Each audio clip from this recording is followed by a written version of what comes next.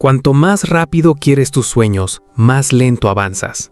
Suena raro, lo sé, pero es exactamente lo que un maestro japonés le respondió a su alumno hace siglos, cuando el alumno le pidió entrenar el doble de duro para llegar antes a ser el mejor espadachín de Japón. Su respuesta no fue un sí, y tampoco fue un no. Fue algo que dejó al alumno completamente desconcertado, y que en un par de minutos te va a desconcertar a ti también. Porque esconde el motivo real por el que tú sigues estancado en tus propios sueños. No es que te falte ambición, es que estás corriendo exactamente en la dirección que te mantiene quieto. La culpa nocturna no nace de la falta de acción. Es el eco de una ambición atrapada, que no encuentra hacia dónde correr. Piénsalo un momento. Alguien perezoso de verdad no siente nada, duerme tranquilo, no rumia. No se acuesta pensando en todo lo que dejó sin hacer. Tú sí. Y esa culpa, ese peso en el pecho justo antes de dormir, es la prueba de que te importa. Lo que yo he visto es que el problema nunca fueron las ganas. El problema es que tienes demasiadas cosas que quieres empezar a la vez y ningún punto claro por dónde empezar. Fíjate en esto. Cuando tu cerebro se enfrenta a 10 frentes abiertos sin saber cuál atacar primero, hace lo único que sabe hacer: se apaga. Y ahí es exactamente donde entra el teléfono, la serie, la excusa del hoy no es el día. No es debilidad, es una sobrecarga de decisiones que tu mente resuelve de la única forma que conoce, evitando. Te dijeron que la solución era más disciplina, más fuerza de voluntad, un mejor plan. Pero eso, dime si no te suena, es precisamente lo que te está manteniendo quieto.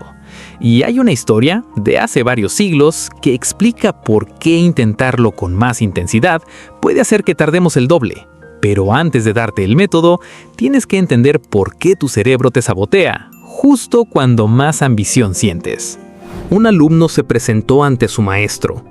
Le dijo: «Quiero ser el mejor espadachín de Japón». Bajó la cabeza con respeto y preguntó cuánto tiempo le tomaría. El maestro lo miró en silencio un momento. Luego respondió: 10 años. El alumno, impaciente, levantó la cabeza. ¿Y si entreno el doble de duro, día y noche, sin descansos? ¿Cuánto tiempo? El maestro volvió a guardar silencio.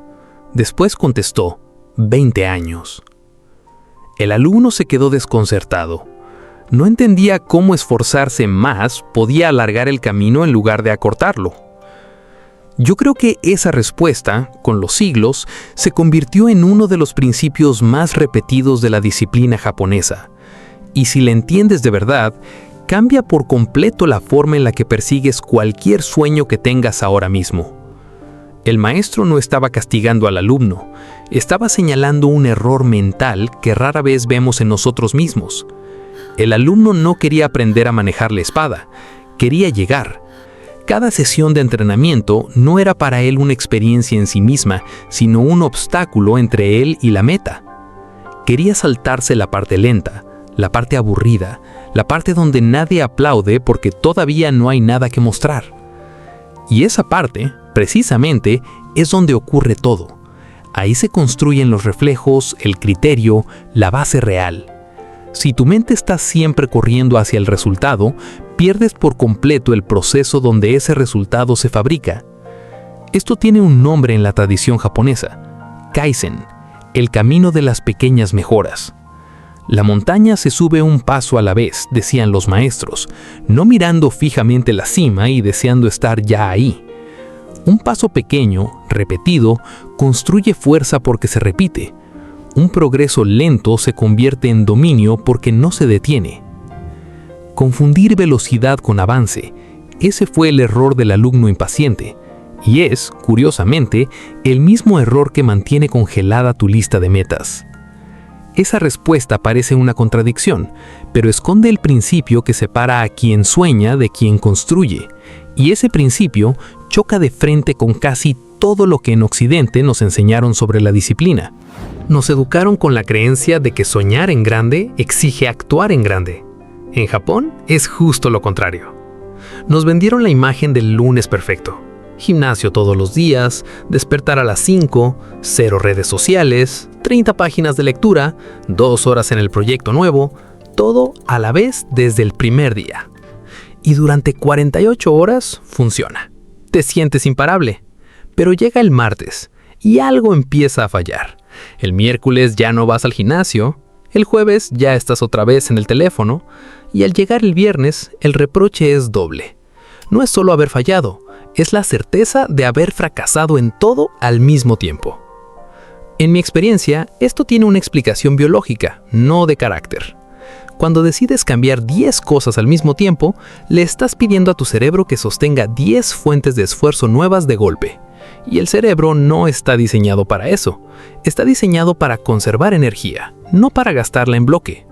Por eso, cuando la exigencia es demasiado grande de golpe, tu mente no elige hacer menos, elige apagarse por completo. Es la trampa del todo o nada. O lo haces perfecto o no lo haces. Y como la vida rara vez es perfecta, terminas casi siempre en el no lo haces. Los japoneses resolvieron esto después de la Segunda Guerra Mundial, cuando tuvieron que reconstruir su economía desde cero. No lo hicieron con transformaciones dramáticas, lo hicieron mejorando un 1% cada cosa, cada día. Toyota construyó toda su forma de trabajar sobre esta idea, y todavía hoy sigue siendo el ejemplo que estudian escuelas de negocio de medio mundo. No arreglar todo de golpe, encontrar una sola cosa que mejorar hoy y repetirlo mañana. El dato detrás de esto es más fuerte de lo que parece. Si mejoras solo un 1% cada día, al cabo de un año eres 37 veces mejor. Tus sueños no necesitan que corras, necesitan que no te detengas. Y esto no es un dato bonito para motivarte, es matemática de crecimiento compuesto. Lo pequeño, repetido sin interrupción, se acumula de una forma que la mente no puede anticipar hasta que la ve. ¿Te has parado a pensar cuántas veces tiraste la toalla justo antes de que lo pequeño empezara a acumularse? Y aquí está la diferencia real entre las dos formas de intentar cambiar. Occidente nos enseña a exigirnos más. Japón te enseña a exigirte menos, pero todos los días, sin excepción. Uno te agota en 3 días, el otro te construye durante años sin que lo notes. Y esto no es solo filosofía bonita. Un investigador de la Universidad de Stanford, B.J. Fogg, lleva años demostrando en su laboratorio de diseño de comportamiento que la fuerza de voluntad no es fiable. Esto es lo que vas a hacer hoy mismo, no la semana que viene. Primer paso, elige una sola cosa. Una. Sé que tu lista tiene 10 pendientes y todos te parecen urgentes, pero ese es exactamente el error del alumno impaciente. 10 frentes a la vez no es ambición, es garantía de abandono. Elige la meta que más peso te quita de encima solo con empezar, y olvida el resto por ahora. Segundo paso, hazla tan pequeña que casi te dé vergüenza. No limpiar toda la casa, limpiar una superficie. No ponerte en forma, ponerte las zapatillas. No leer más, abrir el libro por la página donde lo dejaste. La resistencia no aparece cuando ya estás haciendo algo, aparece antes de empezar. Si reduces el primer paso a algo ridículamente pequeño, la resistencia no tiene de qué agarrarse. A mí me costó aceptar esto. Durante meses me repetía que no tenía tiempo para leer, hasta que reduje la meta a abrir el libro y leer una sola página al día. Algunos días cerraba el libro justo después de esa página, pero cada vez que lo abría, estaba votando por la persona que quería ser. Y ese voto, repetido, terminó pesando más que cualquier plan perfecto que nunca cumplí. Tercer paso, engancha el hábito nuevo a algo que ya haces sin pensar. Mientras se hace el café, 1 minuto de lectura. Al terminar de cenar, la frase del día escrita. No estás añadiendo tiempo a tu día, estás usando el tiempo que ya existe. Cuarto paso, marca el día. Un calendario, una X, algo físico que veas. No es por disciplina militar, es porque tu cerebro empieza a proteger la cadena una vez que existe. El objetivo deja de ser lograr la meta y se convierte en no romper la racha de hoy. Y eso, créeme, pesa mucho menos. Pero hay un último detalle que casi nadie conoce, y es la razón por la que la mayoría abandona a los 10 días. James Clear lo explica en Hábitos Atómicos con una imagen que se te quedará grabada. La llama el abismo de la decepción. Empiezas el hábito pequeño. 1 minuto de meditación, una frase escrita, una zapatilla puesta. Y durante los primeros días no pasa nada visible. Nada cambia en el espejo, nada cambia en tu cuenta bancaria, nada cambia en la balanza. Y ahí es donde el cerebro te hace la peor jugada. Empieza a pensar, llevo días haciendo esto y no sirve de nada. Yo creo que ese pensamiento es la trampa más silenciosa de todas, porque no aparece como pereza, aparece disfrazado de lógica. Parece razonable abandonar algo que, aparentemente, no está funcionando. Pero fíjate en esto, el progreso real casi nunca es una línea recta.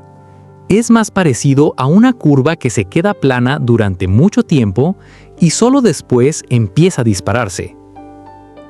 Ese tramo plano, el que no se ve, es exactamente el abismo de la decepción.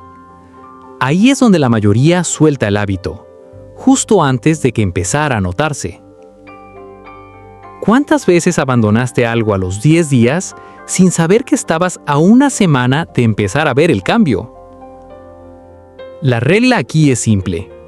No juzgues el hábito por lo que ves esta semana. Júzgalo por si lo repetiste o no.